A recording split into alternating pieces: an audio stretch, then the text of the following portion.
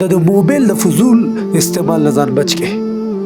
یو نوجوان وی جی وی د یعنی یو چیرې وی چې موږ به د موبایل د فضول استعمال نه څنګه ځان بچ کوو، لکه موږ ته داسې څه طریقه وښایه چې موږ د موبایل فضول نه استعمالو.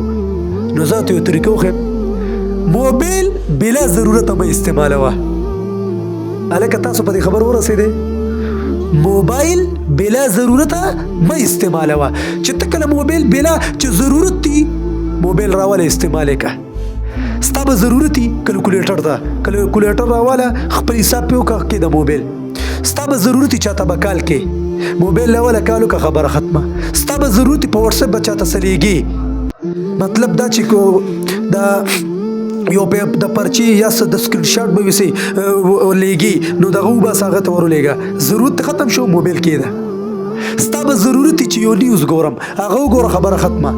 نو ګوره چې موبایل ته ګوره اوس موبایل ضرورت ته د استعمال نه دی راغلی که نه، او تا موبایل کولاو کو او چې لا بیا شپه وي او لا بیا ته په تنهایۍ کې ناستې، نو که ته مفتي اعظم پاکستان هم یې که نه، نو ته چې موبایل کولاو کې او بره بره کېږي بره بره او دا ته بره بره کې بیا ټیک ټاک او فیسبوک او دې کې جنکۍ م راځي دغه م راځي، نو خفه کېږه ما. که ته هر څونه تقوادار یې تا نه ایمان هغه سلب کوي دا شی.